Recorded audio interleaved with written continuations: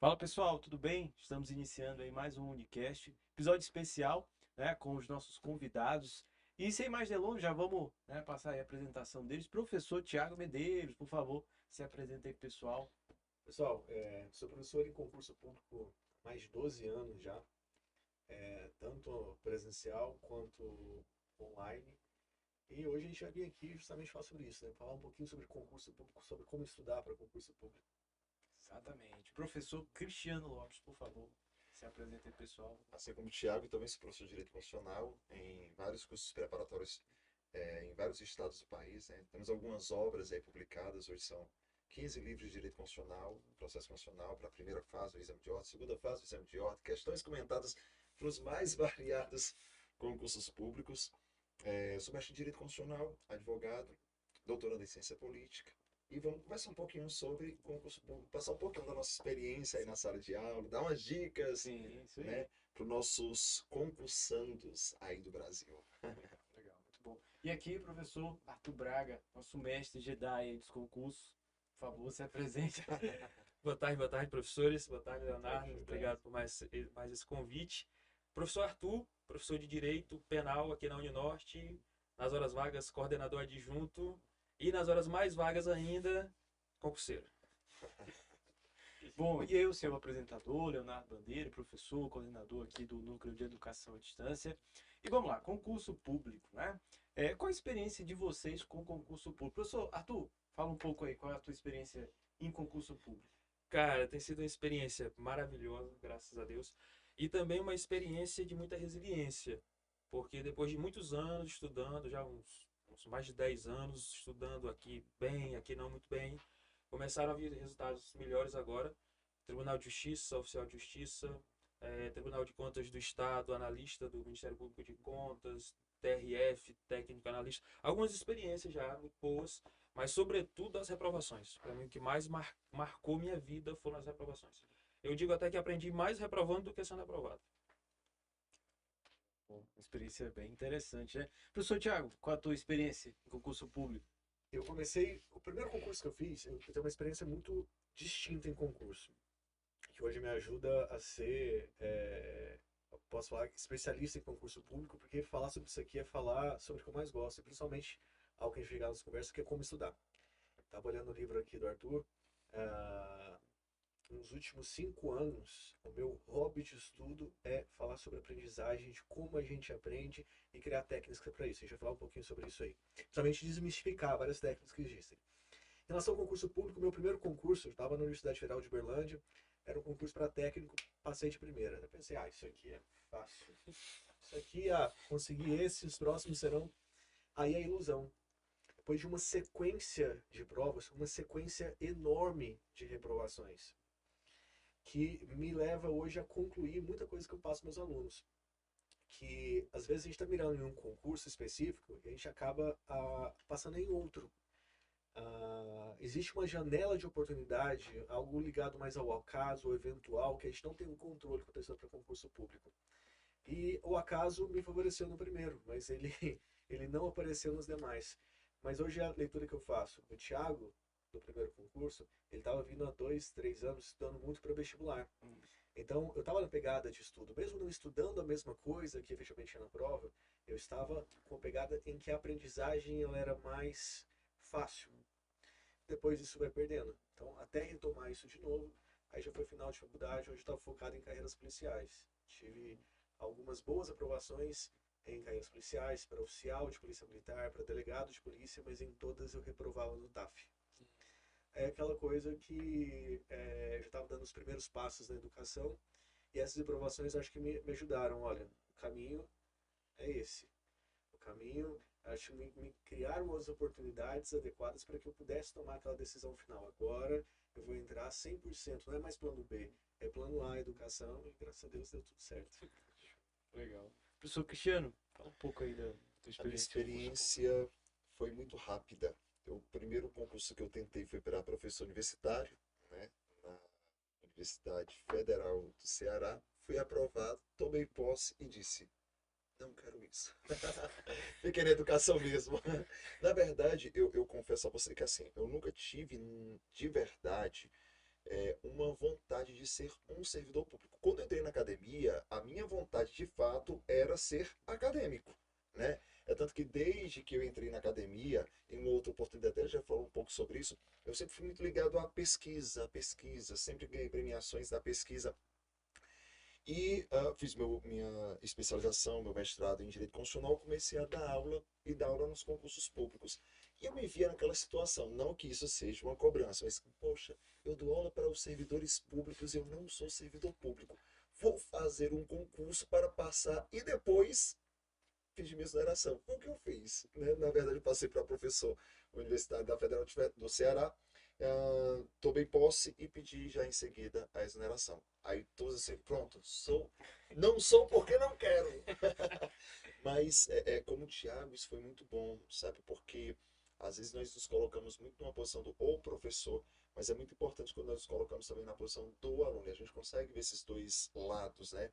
Tanto para nos melhorarmos como professor, como orientadores, mas também para passarmos pela mesma trajetória, né? Eu acho que esse caminho, esse processo que os nossos alunos fazem, do estudo, da dedicação, da ansiedade, né? Das perspectivas e expectativas.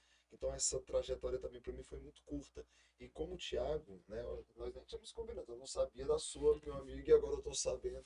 Então assim, e foi quando de fato eu decidi, é isso que eu quero estar aqui na sala, eu quero passar essa minha experiência de direito constitucional. Foi assim que eu Interessante. Não é um abandono, eu faço no mínimo 5 provas por ano. Principalmente provas em que eu tô em que algum concurso onde o meu foco tá maior. Exemplo agora, a gente está na iminência de publicar a publicação do MPU, né? Uhum. Isso deve sair nas próximas semanas, talvez, inclusive. E com expectativa de 60 dias para a prova ainda, pior ainda. Então, quando tem concursos assim, como foi o CNU esse ano, como vai ser o STJ, onde eu estou acompanhando alguns alunos, aí são concursos que eu faço questão de fazer a prova, porque essa experiência, ela precisa, ela se renova, né? A gente tem um pouquinho de gestão de tempo para poder passar para o aluno, a questão do nervosismo na hora da prova. Então, se eu trabalho com isso, eu acho que a frequência é importante para a gente poder passar essa experiência para ele também. E é muito importante porque você vai olhar do lado do aluno. Porque para a gente que é professor, é uma outra experiência, né? A gente fala, olha, você precisa focar nesse conteúdo porque isso aqui é peso tanto no edital, isso aqui é o que mais cai. Mas e se a gente for fazer a prova? E se a gente for pro lugar do aluno? Sim. Como que vai ser? O sofrimento dele. Será que eu vou entender um pouco melhor quando ele errar as questões do gabarito? Será que eu vou ajudá-lo mais a gerenciar o seu tempo na hora da prova? Com certeza. Com toda certeza. Porque você vai estar, de fato, no lugar do outro. E até para ensinar fica mais simples. De lecionar em cursinho, eu tive uma experiência, né? Eu comecei a lecionar em um cursinho aqui da nossa cidade. A pegada é muito diferente, assim, da faculdade, né? É impressionante. Totalmente diferente. Impressionante, assim, a sala de aula, os alunos, a atenção, assim, o nível de atenção a certos detalhes que na graduação talvez não se tenha uma profundidade nesse sentido, né? A profundidade ela se dá em outros aspectos. Perfeito. Eu não sei também se porque o tempo do cursinho é muito rápido também, né?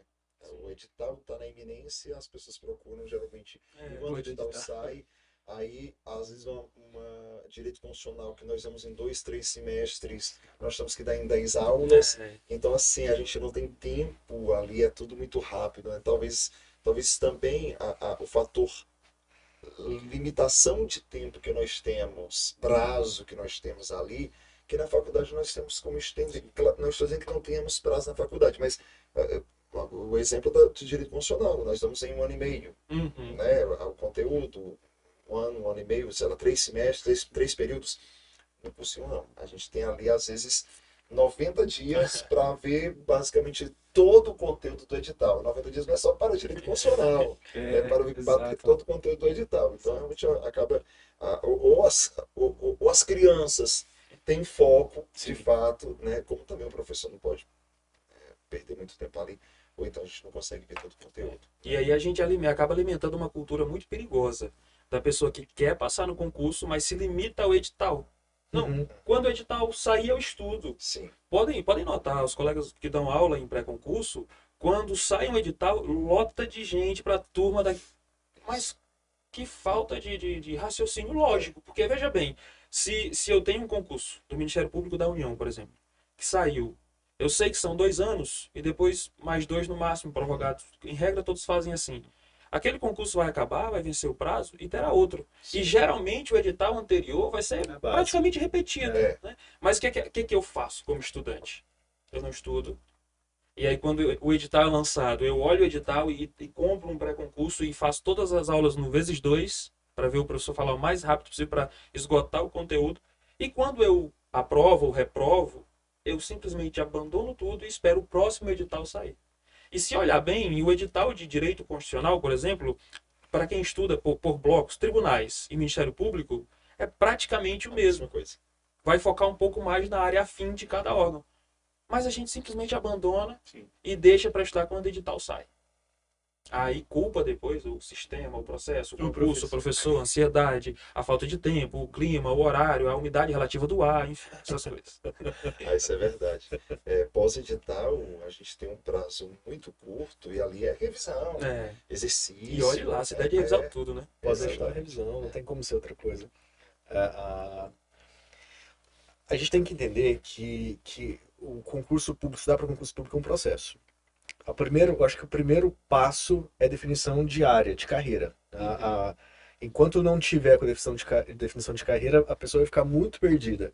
Então, a definição de carreira, 70% do conteúdo claramente dá para você estudar e aproveitar para diversos concursos.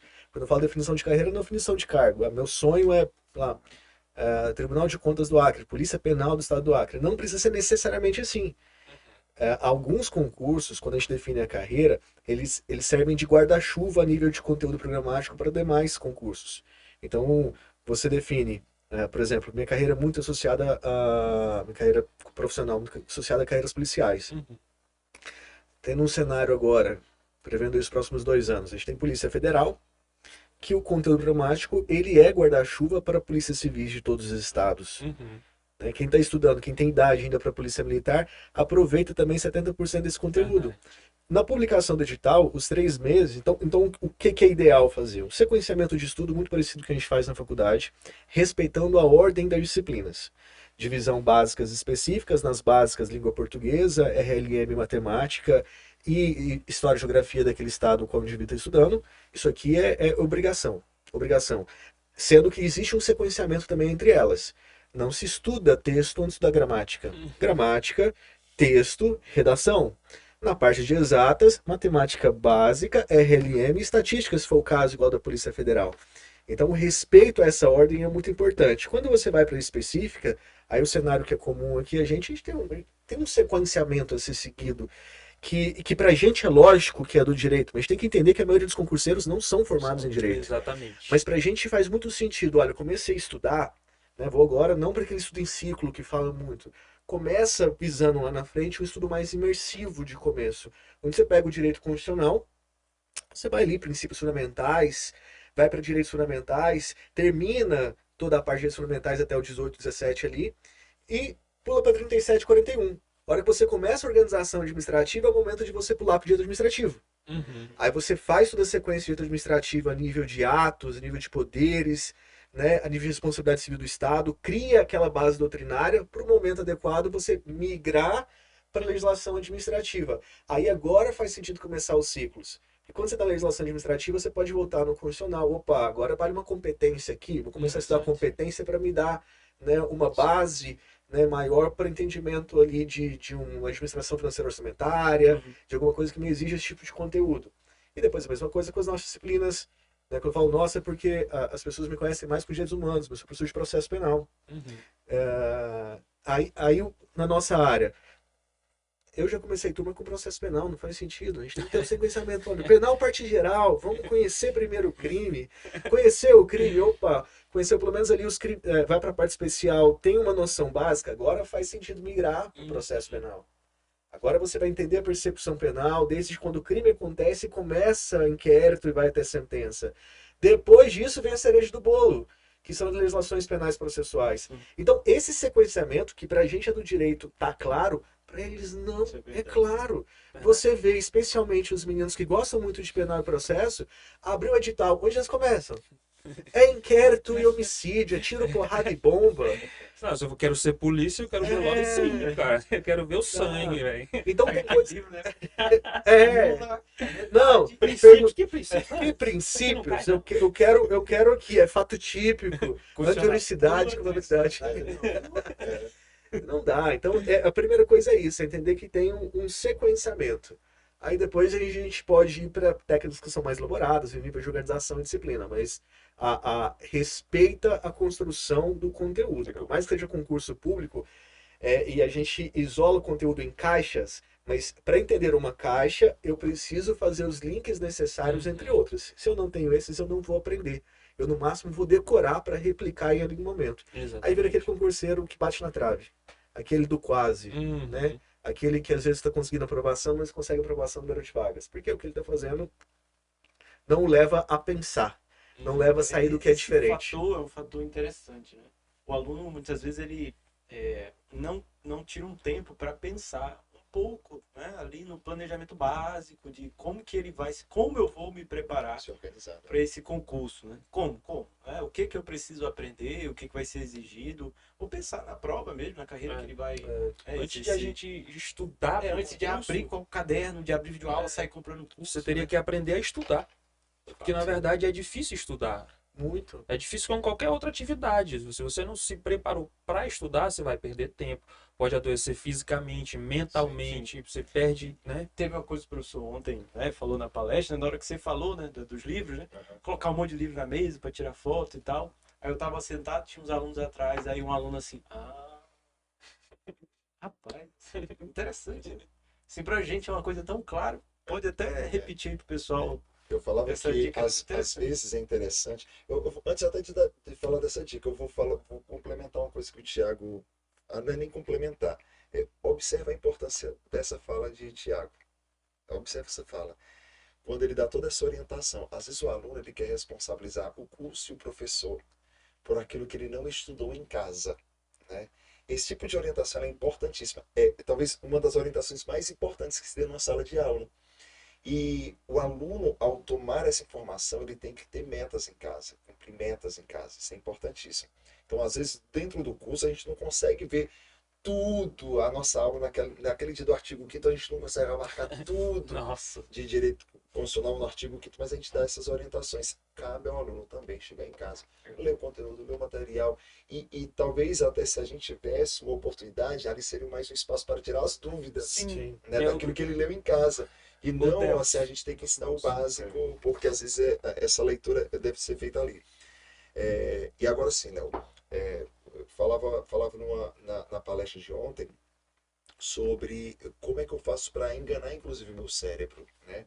Às vezes a gente quer instagramar muito o nosso estudo, e aí coloca vários livros abertos, várias apostilas abertas, cadernos, e aí faz aquela selfie, nossa, sou estudioso. Só que quando você coloca esse excesso de informações na sua mesa, a mensagem que você passa para o seu cérebro é impossível. Eu não vou conseguir em 90 dias ler. Eu estou colocando 90 dias porque às vezes, na regra, as crianças deixam para estudar em cima da hora. 90 dias para ler esses 30 livros que estão aqui. Eu não vou conseguir. Então, você passa uma mensagem para o seu cérebro de incompetência, de impotência. No entanto, quando você tem uma organização da sua agenda, uma organização dos seus estudos, hoje eu vou estudar o quê? Vou estudar direito constitucional, o artigo 5º, tira tudo, deixa só aquele conteúdo. Aí de repente tem ali 10 páginas. Aí você vê, opa, isso daqui, agora a mensagem que você passa para o seu cérebro, isso eu consigo.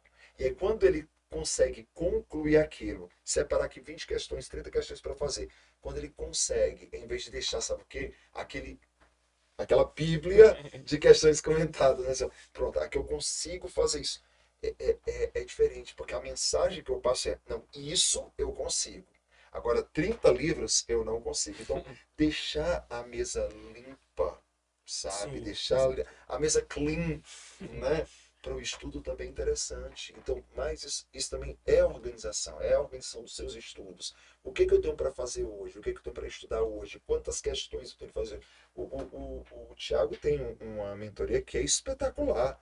Ele dá orientação para o aluno, já hoje você vai estudar isso, né? Você tem esse quantitativo de questões para fazer. Hoje você tem como meta. Então, assim, às vezes o aluno precisa disso, de ter alguém que organize, porque a organização é difícil. Segure na Tem mão alguém que dele. segura na mão dele e diga, filho, olha, é o seguinte, ó, quer passar, é o seguinte, você vai fazer assim, hoje, tira tudo, vai ser isso, né? Ter essa organização, né? Então, às vezes a organização do conteúdo, a organização da sua agenda, do seu tempo, da sua mesa, do seu local de estudo, tudo isso influencia na aprovação do aluno. Sim.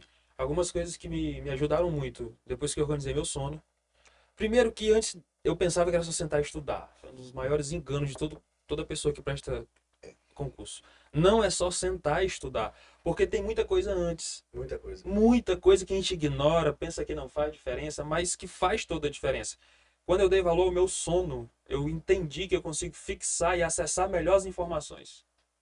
Quando eu dei valor à minha alimentação, eu entendi que eu podia ter energia comendo bem.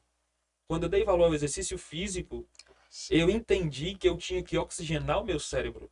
Quando eu dei mais valor à família, eu entendi que eu não precisava me isolar completamente do mundo e deixar de viver para focar única e exclusivamente em algo que eu poderia me frustrar daqui a pouco, porque vai que eu não passo na prova. E aí o Você tempo deixou já de passou, meu viver. sobrinho já cresceu, minha mãe já envelheceu. Então tem muitas coisas. O ambiente de estudo, que geralmente a gente polui, né? O ambiente de estudo faz toda a diferença também, porque são coisas que a gente não percebe, mas o nosso cérebro está sendo ajudado ou atrapalhado. Sim. E muitas vezes eu já cheguei em provas, professor, que conversando com um outro colega, que o estado é muito pequeno, a gente se conhece, e aí a pessoa não sabia se ia ter discursiva, não sabia se uma certa eliminava uma errada, ou uma errada eliminava uma certa, não sabia se era múltipla escolha, se tinha redação, se tinha prova subjetiva, se era um texto discursivo, se era artigo de opinião. Não leu nem Eu disse, edital. cara, você não viu o edital, cara? Esse cara, eu dei uma olhada por cima no dia da prova. Eu digo, ainda, pelo menos isso você acertou, né? O dia é hoje. Mas às vezes a gente não faz o básico do básico. No mínimo, cara. Às vezes é isso, cara. É impressionante, mas pós-edital, às vezes véspera da prova, os alunos aí estão tirando dúvidas sobre o edital porque sequer leram o edital do concurso que vão fazer. Olha aí que beleza. Sabe? É surreal, né? E aí fica nesse momento o recado para quem olha para a quantidade de inscritos e se assusta. Não se assuste. Não vou conseguir dar 8.000 pessoas. É Cara, um pagador de inscrição isso aí. cara. É igual a pessoa que paga a academia e não vai. Muitas vezes a maior concorrência que a gente tem é com a gente. Claro. Porque a pessoa falta, não estuda bem, não vai no dia da prova. Se a prova for dupla, já aconteceu muitas vezes aqui no Acre. Durante a manhã uma prova, à tarde é outra etapa, né? À tarde a abstenção é imensa, o povo não vai, porque já viu que foi mal de manhã, já cansou, já deu errado. Então muitas Sem vezes a gente contar olha pro abstenção número no e. próprio dia, né? Porque Sim, nós temos o número de cadeiras, o número de pessoas que tem naquela sala. E muitas vezes, por exemplo, tem, sei lá, 30 cadeiras na sala, você vê que tem 15 pessoas ali fazendo. Exatamente. 20 pessoas ali fazendo. Ou seja, pessoas que se inscreveram Sim. e sequer foram fazer a prova. Exatamente. Hoje a realidade de abstenção no concurso é de 30%. Olha só. Eu percebo que dependendo da. É que tem concurso que é sabidamente, assim, existe uma certa mística, né? Por, sei lá, receita, né? Você faz, concurso você faz recente, né? Meu pai ele fez esse concurso, é um concurso que ele se prepara há anos, assim, ele estuda há muito tempo, é algo que ele quer muito na vida dele, que ele almeja há muito tempo. E ele ficou abismado, assim, com a quantidade de 2 etapas, né? De pessoas faltosas na primeira etapa. Assim, ele fez a prova, ele disse que ele ficou assustado, que ele chegou pra fazer a prova. Tinha pouquíssima gente na sala, tipo assim, ele, mas mais 5, 6 pessoas, né? Caramba. E ele sabe que teve um número de inscrição muito grande, né? Ele viu. Sim, você faz. E quando ele foi de tarde, aquelas 5, 6 pessoas diminuíram ainda mais. Aí ele ficou, meu Deus. Ele é fiscal lá, olhando pra ele. Era praticamente dessa forma mesmo. Vocês falaram por uma coisa que eu acho interessante, que é a questão do ambiente de estudo, né? Você tem que tomar muito cuidado com isso. Primeiro, concordo demais com o Cris, a questão do clima. Aquela ideia de você poluir o seu ambiente de estudo, você está cansando o seu cérebro. Cara, isso aqui tem um limite. Uhum. A gente tem que entender que a gente tem um limite de fixação e de retenção de conteúdo. E toda vez que a gente entra num ambiente que tá cheio de informação, né? Aquelas que gostam de grudar papel por tudo que é lado, post-it, Um monte de tá, post-it. tá, corpo, aquilo ali tá poluindo e tá te cansando. Já é um lado negativo. O outro, que o Cris fala muito, olha, de focar em uma coisa só, né? Estudar direitos fundamentais, então tira tudo, foca isso, isso é extremamente importante. Vou falar até sobre isso, como organizar isso a nível de cronograma. E o outro lado é o exagero também com o ambiente de estudo. Há uns 2 anos, 3 anos atrás, eu recebi uma mensagem de um aluno que já estava estudando para carreiras policiais há no mínimo 3 anos. Estava numa pegada boa, estava ali já no quase e tudo. Aí, passado alguns dias, ele me mandou uma foto. Assim, professor, estou aqui, olha, estou montando o meu cantinho de estudo. Leio um papel de parede, comprei um negócio novo, 2 telas aqui, um monte de coisa. Assim, cara, você não quer passar. Você gostou de ser concurseiro. Você está gostando mais do processo do que lá na frente. Você está virando um especialista do processo e você está acomodando com esse processo. Então a gente tem que entender que isso é passageiro, é transitório até chegar à aprovação. Então não posso criar amarras que vão me condicionar a ficar preso nesse processo, a profissão concurseiro, e não ter a efetividade que busca, entendeu? Então, às vezes, de maneira inconsciente, a gente está criando situações como essa, entendeu? Se perdendo ali no meio do caminho. Eu acho que tem que ter muito cuidado com essa ideia do cantinho dos estudos para não atrapalhar. Outra coisa que eu queria trazer com vocês aqui, que é uma coisa que se fala muito na organização de estudo, que é quantidade de disciplinas por dia para se estudar. Olha, com eu gosto muito de matemática. Muito de matemática. Depois eu vou mostrar para vocês aqui fora. Professor? Matemática. A minha de tese foi sobre teoria dos jogos, para começar aí. Nossa. Eu associei, eu não sei se você conhece John Nash, da economia. Então, minha pesquisa sempre foi a aplicação da teoria dos jogos no direito, especialmente para resolução de conflitos extrajudiciais. Então, eu adoro matemática. Matemática, eu gosto muito das coisas organizadas onde eu tenho parâmetros de tomar decisão. Eu preciso parar. Não, sério. Ficamos todos impactados, só sabe disso. Ainda tô todos só. Professor, a única parte da matemática que eu entendo é contar honorários. Isso é bom. E aí, Yorson, isso é a melhor calcular uma parte. dosimetria da pena com a ajuda de uma calculadora de um tribunal. Hein? Eu adoro. Tem tabela de tudo. Nossa. E o que eu consegui? Nos últimos 2 anos eu estava empenhado em pegar a ideia do método que eu desenvolvi com meus alunos e transformar isso em algo palpável. Porque antes eram milhares de tabelas de Excel que eu tinha que conjugar ali para tomada de decisões. Então eu desenvolvi uma plataforma que ela faz análise dinâmica de rendimento dos meus alunos, tudo em porcentagem. Então eu consigo aferir tudo. Nossa, que Tudo, legal. porque eu faço um sequenciamento e eu mesmo defino as questões que eles vão fazer. Então eu coloco um grupo de 100 pessoas fazendo a mesma coisa todos os dias. Então eu tenho uma amostragem muito legal. Então hoje, se eu abro meu celular aqui, por exemplo, eu pego minha turma do TSE, eu consigo verificar aluno por aluno e consigo verificar por disciplina. Eu quero saber, por exemplo, constitucional. Aí eu criei matematicamente uma ideia do meu paradigma. Eu tenho dentro da consultoria, na maioria das turmas, 15% de aprovação. Então, eu olho ali, obviamente, isso é variável de concurso para concurso. Aí eu crio o meu aluno referencial, meu aluno paradigma. Se tem 100 alunos, o 15º é a minha aposta do último que vai ser aprovado. Então, eu utilizo ele virtualmente como uma amostra para os demais. Então eu tenho isso virtualmente a nível turma geral, tenho o 15º geral, tenho o 15º de constitucional, 15º de constitucional em princípios fundamentais. Caraca, E isso, então, tudo parametrizado. Então eu consigo identificar, não naquela ideia que a gente tinha no passado, 85% tá bom, 80% tá bom. Não, peraí. 85% em princípios fundamentais tá uma bosta. Em princípios fundamentais, eu tô com a minha referência aqui que todo mundo atingiu 95, 97%. Então tá ruim. Interessante. Da mesma forma, eu não posso esperar 85% para quem estuda, por exemplo, carreiras policiais em estatística. O que a gente passa isso pro concurseiro? Eu acho que é uma coisa muito importante. Segurança. Que é uma coisa que falta quando a gente está estudando. A gente não consegue saber onde a gente está. A gente não tem ali aquela coisa que nos guia. Quando eu crio esse referencial e eu consigo mostrar que ele está acima do paradigma em condicional, e mesmo estando com 73% em estatística, ele está acima também, cara, o que você fez ali, a energia que você depositou, está sendo suficiente para aquilo. Então esqueça a estatística, porque não vai ser ela que vai fazer você passar. Foque nas outras em que é possível você aumentar um pouquinho. Então a gestão de tempo ela acaba sendo aprimorada dessa forma, entendendo que há variações e eu só vou ter variação se eu olhar para o outro. Porque querendo ou não, isso aqui é competição.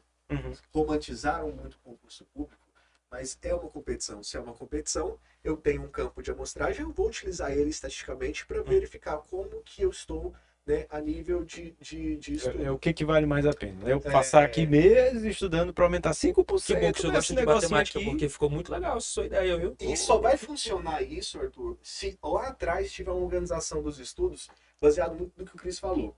Uma coisa que muita gente faz estudando. Começa a estudar ali, vou pegar o exemplo aqui que é comum a todos. A parte de penal. Você começa ali princípios, né, penais e começa a estudar, aí de repente você pula ali para prisões porque você cansou daquilo. Não faz isso. Até ajuda a entender por que não estudar muitas disciplinas por dia.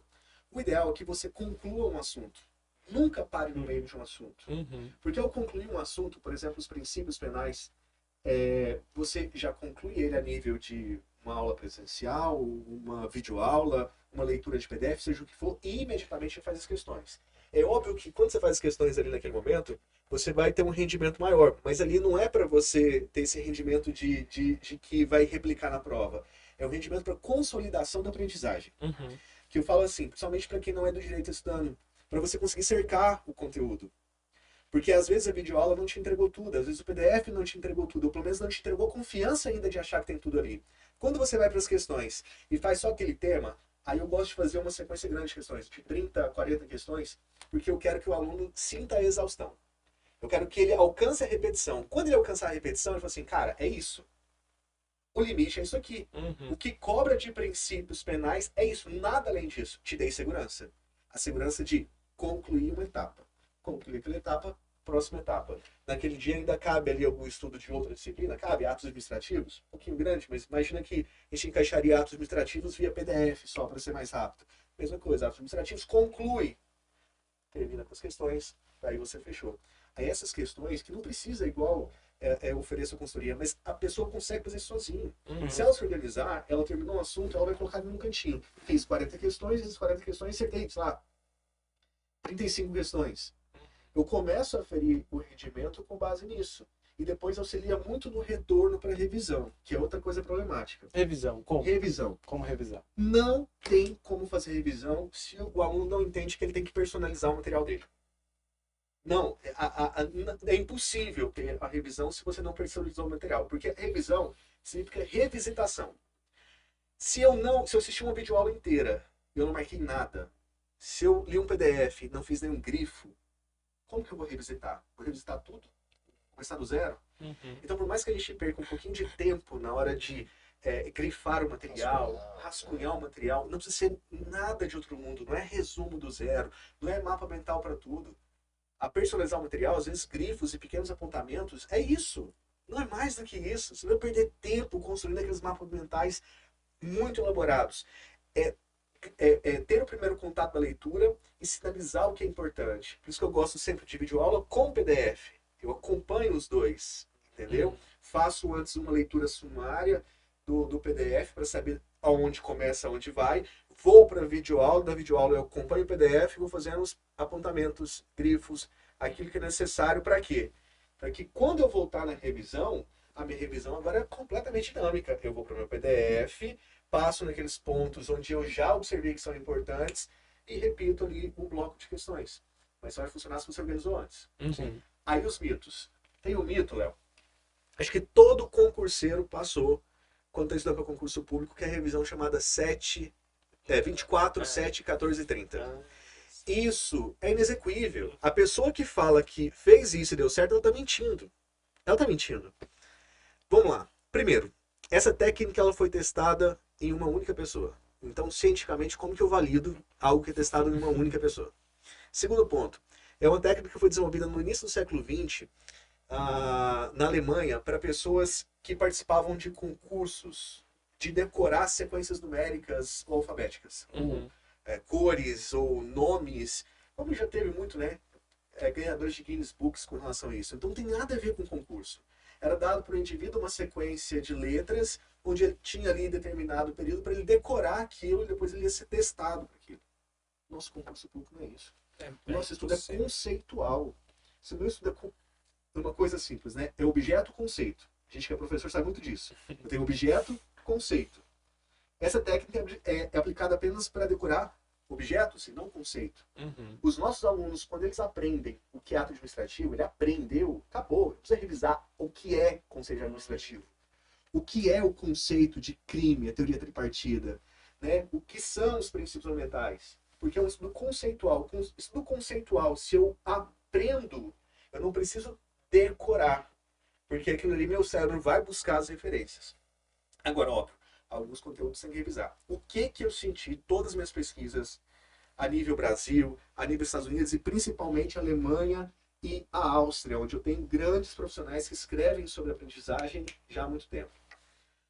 O que mais próximo ao nível de concurso público que a gente tem é você fazer ciclos diários de estudo, como eu expliquei para vocês, definindo ali 2 disciplinas. Ao final de semana faz um ciclo semanal. O ciclo semanal onde entra a revisão. Essa revisão é a revisão do conteúdo que você fez durante a semana. Estudei ali, né, 5 dias, 4 dias, 3 dias que for. Eu volto no final de semana, tiro um dia para isso no sábado, onde eu volto nos PDFs em que eu já marquei, que eu já grifei, e faço questões. Que questões? Imagina que você fez 50 questões de segunda a sexta. Ao final do sábado você fez 250 questões. Você vai repetir essas questões, mas não fazendo do zero. Hoje, qualquer site de concursos de questões tem os filtros. Se você separou e organizou seus estudos, você tem ali 5 dias com 50 questões, onde você acertou algumas e errou outras. Onde a gente erra é onde a gente aprimora. Uhum. Aquelas questões que a gente errou, se a gente revisita ela com um espaçamento adequado, seria ali o sábado, o que vai acontecer? Eu filtro pelas questões que eu errei e vou diretamente nos meus erros. Agora, fazer questões não é só chegar ao gabarito, é comentário. Uhum. A questão é meu guia. A questão é o que me direcionou agora. Cara, eu errei essa questão lá quando eu cheguei no primeiro contato, agora ela precisa me guiar no que eu vou fazer a nível de revisão. Então, se eu fiz isso juntamente com a leitura dos meus apontamentos, eu concluí uma revisão semanal. Repito isso sábado, só que sempre o sábado acompanhando aquela semana que eu iniciei. Onde você tem a volta ao conteúdo completo no final do mês. Você tira 3 dias para uma revisão mensal de conteúdo, onde você repete os 4 sábados anteriores. Isso é o que eu tenho explicado para os alunos e tem sido mais efetivo. Legal. Porque técnicas como a 7, 14, 24, 30, ela não é efetiva, porque em algum momento ali, perto do 40º dia estudando para o concurso público, cerca de 70% do tempo do aluno vai estar só para revisão. Exatamente. E não vai ter contato com novos conteúdos teóricos. Matematicamente Então, impossível. matematicamente É impossível. isso Você nunca que- termina o Isso que conteúdo. você falou. Eu usei essa técnica que você tá falando aí quando eu estudei para a OAB. Só que eu usava ela usando aquele sistema Anki, já ouviu falar do Sim. Anki? Ele usa a mesma coisa, né? Só que ali dá uma personalizada, porque o Anki basicamente você coloca perguntinhas com cartõezinhos. E aí a ideia é que ele te mostra aquela perguntinha para você revisar, aí você pega um papel, tenta responder aquela perguntinha. Se você acerta bem, você vai lá, aperta bom.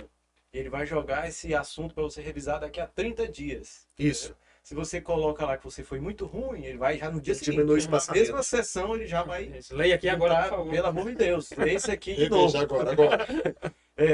E eu percebi, assim, depois de uns... todo dia. Assim, assim, quando eu tava estudando para o OAB, eu tinha que passar naquilo. Botei isso na minha cabeça e eu passei. Só que eu sempre fui uma pessoa muito medrosa na minha vida. Então, quando eu tenho alguma coisa para fazer, eu me preparo. Meu Deus, assim. Se eu tenho audiência de instrução para fazer, eu sei tudo do processo, eu sei o nome de todas as testemunhas, sei o nome do juiz, sei onde ele mora, eu vou preparado.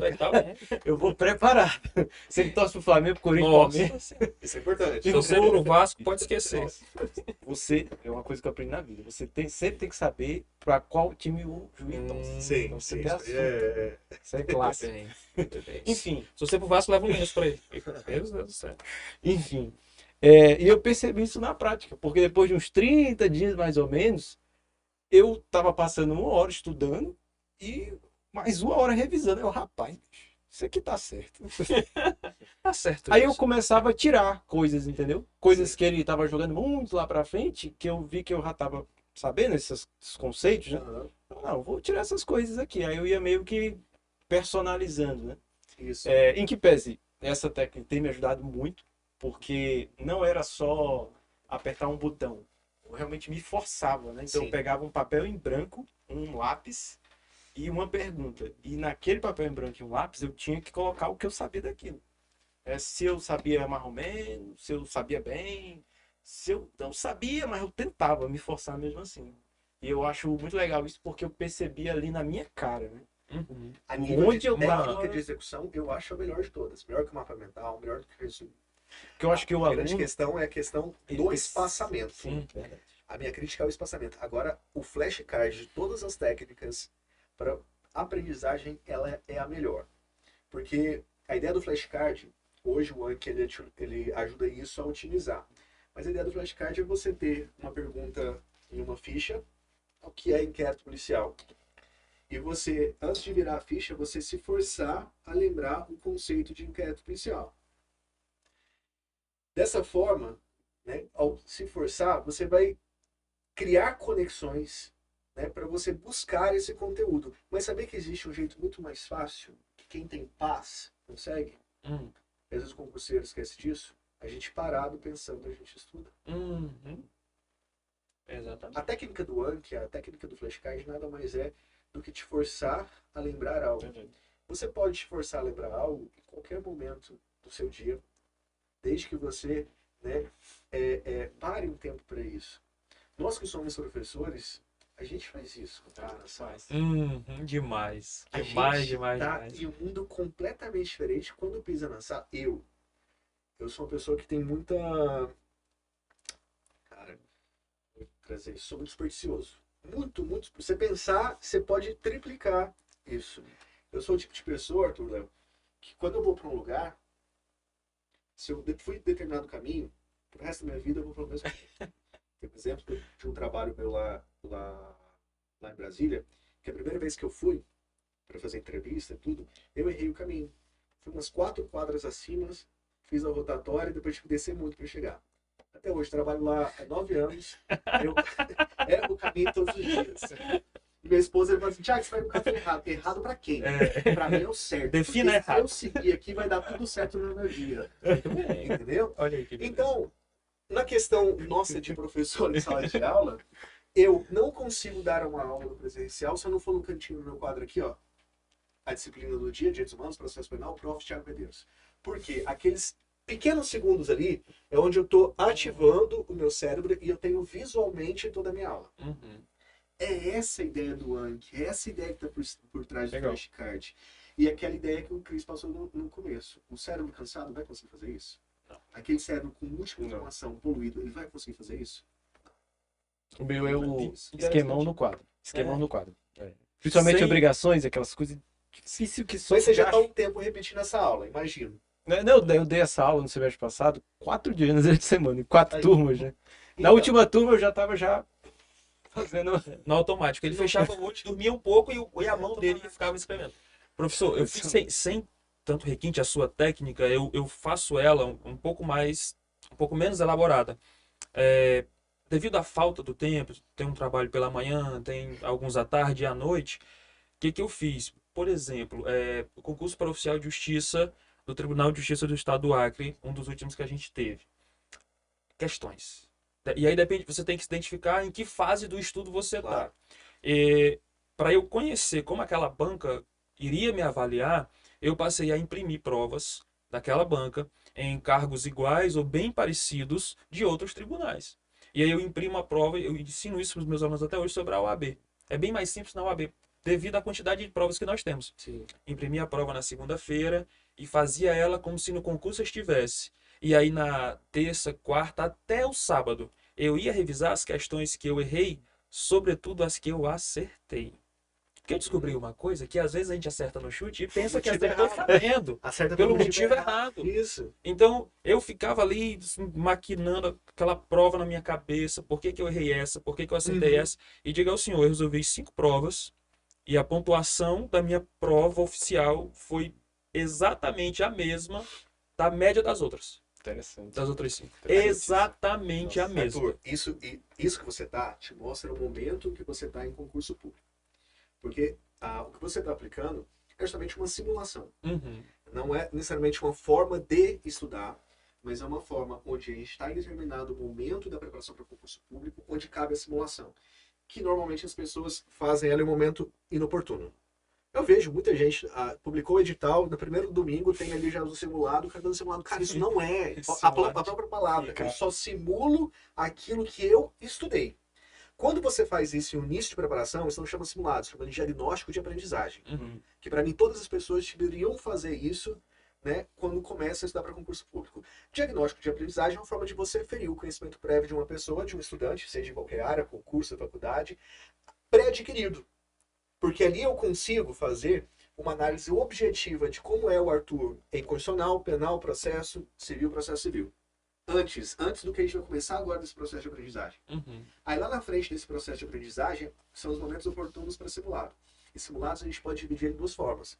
Pode dividir a nível de simulado temático, que é quando você isola, né, uma disciplina, e você percorre todos os assuntos do conteúdo temático. Isso é um simulado temático, que ele pode já começar a ser inserido na sua preparação desde o momento que você começa a concluir disciplinas. Terminou o constitucional, espaçamento ali 10, 15 dias, começo agora com simulado temático de constitucional. E vou aumentando a quantidade dentro do meu tempo livre.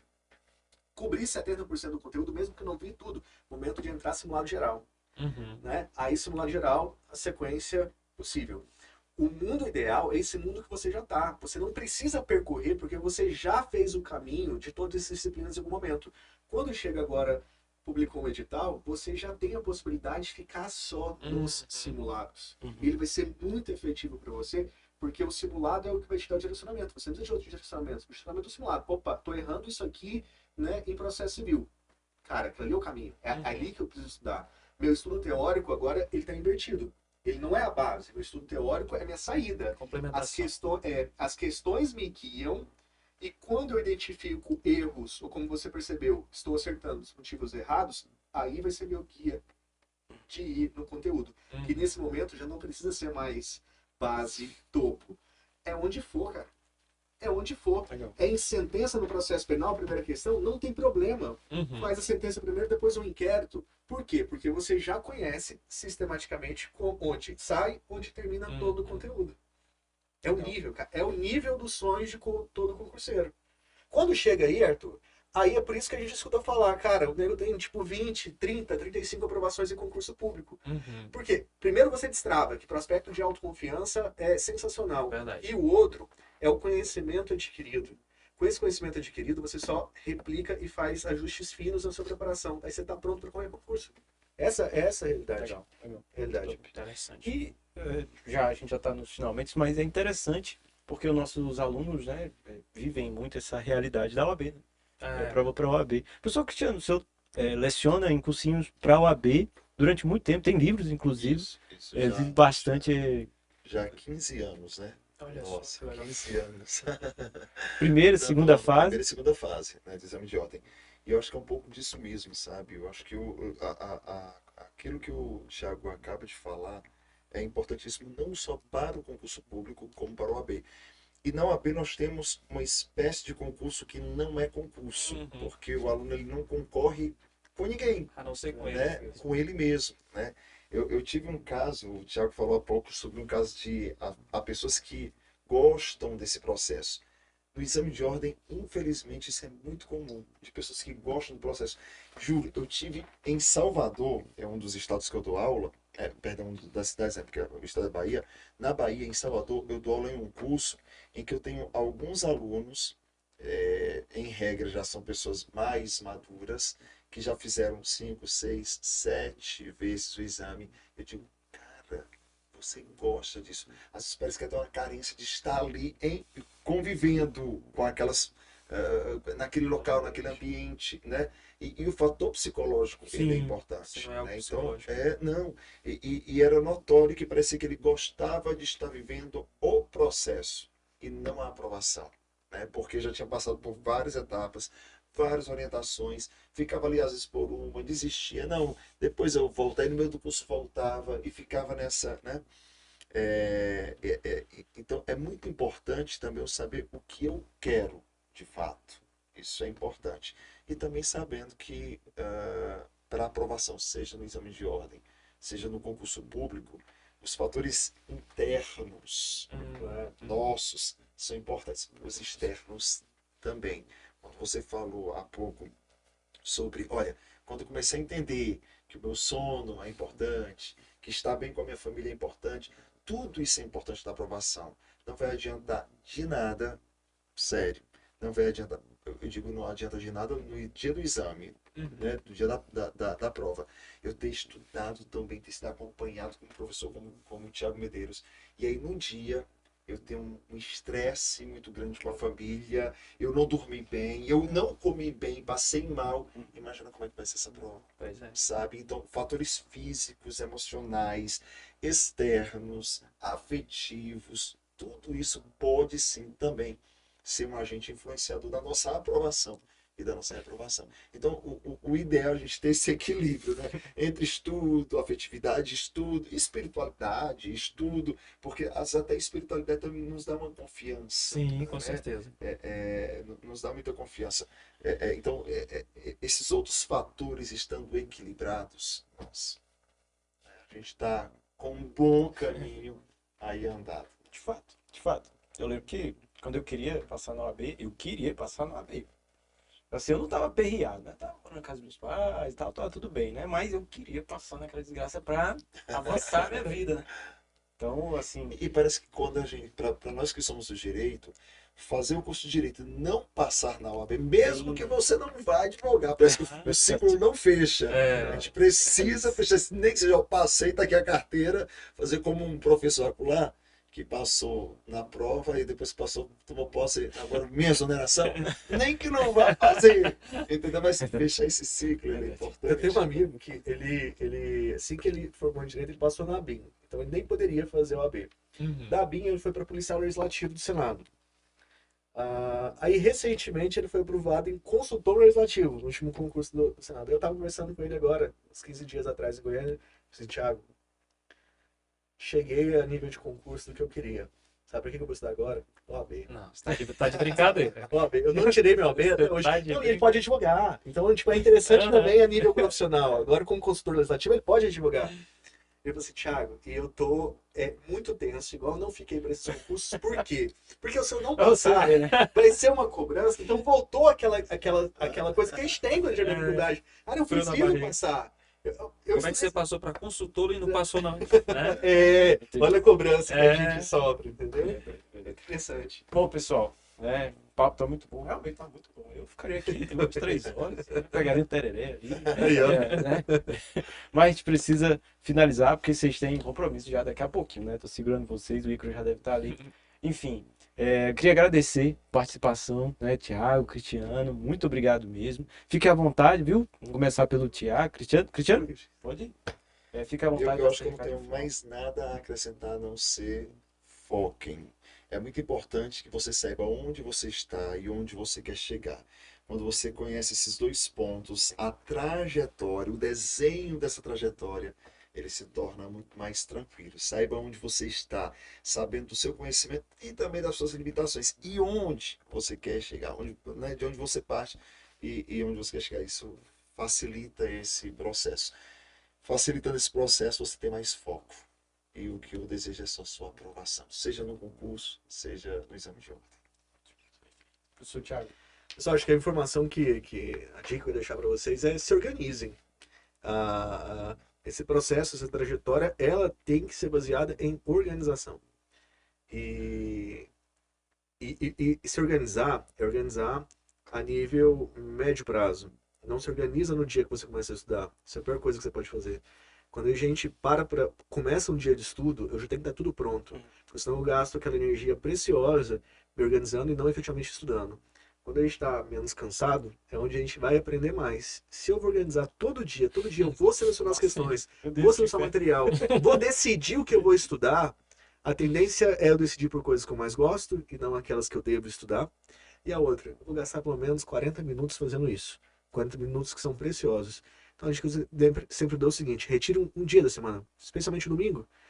Pega o domingo, organiza a semana inteira. Já separa as questões, já separa tudo que você vai precisar. Crie um cronograma da semana e cumpra. Não deu certo cumprir, igual a realidade de muitas pessoas, entenda que todo tipo de cronograma ele é feito em ciclos. Se eu coloquei para segunda-feira fazer determinada coisa e não fiz, na terça eu tenho que fazer aquilo. A ideia do estudo de ciclo é justamente isso, é respeitar aquele sequenciamento, não necessariamente o dia que eu propus a fazer. Professor Arthur, É isso aí. Bem, resiliência.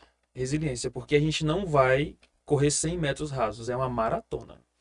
E uma maratona exige muito preparo e estar preparado principalmente para as reprovações. Porque muita gente, quando começa a bater na trave, sai de dentro do campo. E está bem perto de acertar o gol. Então, resiliência. Saiba, sobretudo, reprovar para conseguir ser aprovado. eu Perfeito. complemento. Nunca vi um maratonista sair as carreiras na maratona. Então, Muitos deles até caminham durante a maratona para justamente concluir ela. Perfeito. É. E isso aqui não é corrida de final de semana, isso aqui é Então, corrida profissional, então é alta performance. Para atingir alta performance, tem que saber estudar. exatamente. Bom, pessoal, não esquece de curtir, compartilhar o nosso episódio. Gostou do episódio? Tem alguma dúvida? Gostaria de aprofundar em alguma dica, algum questionamento aí para os nossos professores? Só jogar aí nos comentários. A gente vai ter o maior prazer de mandar para eles. Eles com certeza vão responder. E não esqueça de acompanhar o nosso Unicast, os próximos episódios, né? É difícil, a gente traz um pessoal aqui altíssimo nível, aí a gente tem que rebolar aqui para manter, né, o negócio, mas a gente vai fazer aqui o nosso esforço. Agradeço aí a sua participação também. Muito obrigado e até a próxima. Tchau, tchau.